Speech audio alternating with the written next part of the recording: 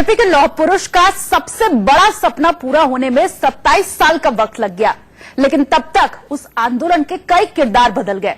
तो अग्रणी थे वो नेपथ्य में चले गए, तब जाकर सुप्रीम कोर्ट की चौखट से निकलकर आडवाणी का रथ अयोध्या पहुंच ही गया।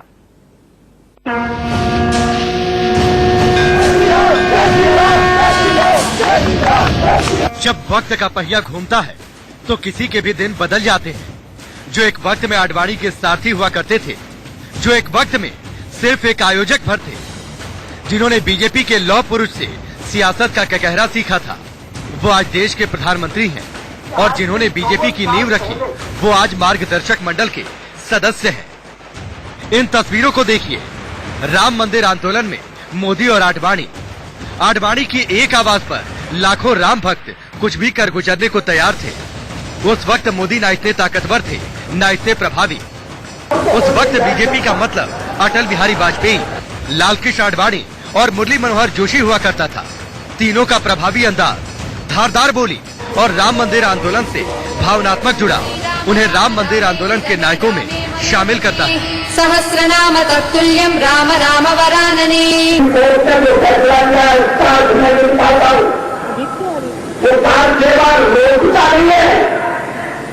सचमुच में सुप्रीम कोर्ट ने हमें अधिकार दिया है कि हम कार सेवा करें। सुप्रीम कोर्ट के फैसले पर लाल कृष्ण आडवाणी ने एक चिट्ठी लिखकर अपनी भावनाएं व्यक्त की हैं। मैं हर भारतवासी की तरह तहे दिल से अयोध्या पर 5 जजों की बेंच के द्वारा दिए इस ऐतिहासिक फैसले का स्वागत करता हूं। मैं खुद को दोष मुक्त और धन्य महसूस कर रहा हूं, क्योंकि सुप्रीम कोर्ट ने एकमत होकर जो फैसला दिया है, उसके बाद अयोध्या में भगवान राम के भव्य मंदिर के निर्माण का रास्ता साफ हुआ। इस क्षण में पूर्णता का एहसास हो रहा है, क्योंकि स्वयं भगवान ने मुझे एक जन आंदोलन का भागीदार होने का मौका दिया, जो आजादी के आंदोलन के बाद भारत में सबसे बड़ा है, और वो सुप्रीम कोर्ट के फैसले के बाद मुकाम तक पहुंच पाया। हिंदुस्तान की सियासत का सबसे बड़ा मुद्दा राम मंदिर, हिंदुस्तान के समाज का सबसे बड़ा धार्मिक मुद्दा राम मंदिर, हिंदुओं के रोम रोम में बसे राम, और उन्हीं राम के नाम पर भारतवर्ष की राजनीति को नया आयाम मिला। भारतीय जनता पार्टी का आधार भी राम मंदिर आंदोलन ही है। जब बीजेपी के 2 धुरंधर नेताओं ने 2 सीटों वाली पार्टी को राम मंदिर की धार के सहारे सत्ता के सिंहासन तक पहुंचा दिया। पूर्व प्रधानमंत्री अटल बिहारी वाजपेयी और पूर्व गृह मंत्री लाल कृष्ण आडवाणी, राम मंदिर आंदोलन के 2 नायक, जिन्होंने आंदोलन की नींव रखी, जिसके सहारे बीजेपी सत्ता के सिंहासन तक जा पहुंची। लेकिन विडंबना देखिए, बीजेपी का राम मंदिर का सपना पूरा होने से पहले ही पूर्व पीएम अटल बिहारी वाजपेयी अलविदा कह गए। लेकिन इन तस्वीरों से उनके राम मंदिर के संघर्ष की दास्तां बयां होती है। आज रामलला के पक्ष में जो निर्णय आया है, मंदिर निर्माण का मार्ग प्रशस्त हुआ है। मैं समझती हूँ अभी तक इस आंदोलन में जिन्होंने अपना बलिदान दिए, तप किया, साधना की, उन सबके सपने साकार हो गए। सुप्रीम कोर्ट का फैसला भारी ऐतिहासिक फैसला है और सबके हृदयों में भारी प्रसन्नता है।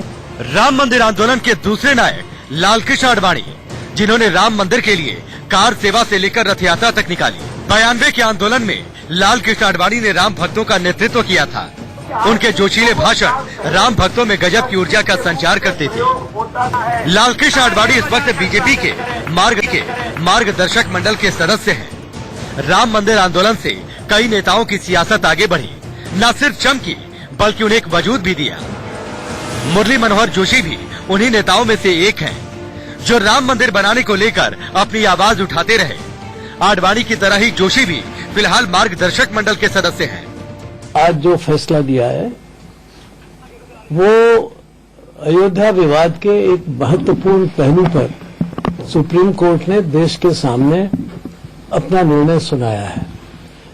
ये निर्णय सबको सम्मान के साथ स्वीकार करना चाहिए और इसके साथ ये प्रयत्न होना चाहिए कि इस आदेश की, इस निर्णय की दृष्टि जो जिस तरफ है उसका भी पालन ठीक से किया जाना चाहिए। कई और ऐसे नेता हैं जिन्हें राम मंदिर आंदोलन के नाम से पहचान मिली, जो लगातार राम मंदिर के नाम की राजनीति करते रहे और फायर ब्रांड नेता के तौर पर बीजेपी में उभरे।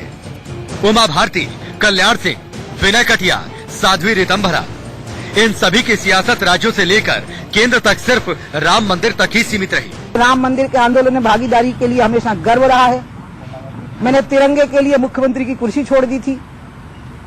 मेरे लिए राम मंदिर का निर्माण, भव्य मंदिर का निर्माण हो, उसके लिए मुझे जो करना पड़ेगा वो मैं अवश्य करूंगी। पक्ष फैसले का सारे देश के सभी समुदाय ने मिलकर के स्वागत किया है और इससे इस राष्ट्र की महानता समझ में आई है कि इस राष्ट्र की एक महान आत्मा है और सभी धर्मों के लोग इसी प्रकार की महानता का भाव रखते हैं, सहिष्णुता का। इससे आज साबित हुआ और कोर्ट ने एक निष्पक्ष किंतु एक दिव्य निर्णय दिया है। राम मंदिर आंदोलन से जुड़े एक और शख्स की कुछ तस्वीरें दिखाते हैं जो कभी सियासत का हिस्सा नहीं बना, लेकिन राम मंदिर आंदोलन को लेकर अपनी आवाज से मुद्दे को बुलंद करता रहा। विश्व हिंदू परिषद के अंतर्राष्ट्रीय अध्यक्ष अशोक सिंघल, जिनके बिना राम मंदिर आंदोलन अधूरा था।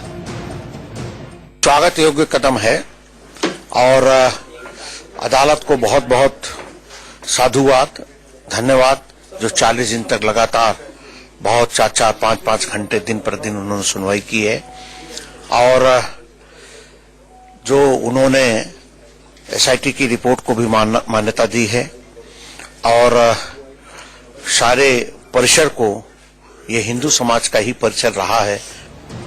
लेकिन एक सवाल इस बीच जरूर कौंधता है कि आखिर राम मंदिर आंदोलन से जुड़े वो नायक आज कहाँ हैं जिन्होंने राम मंदिर आंदोलन की नींव रखी, जिनके लिए राम मंदिर बनना एक सपना था।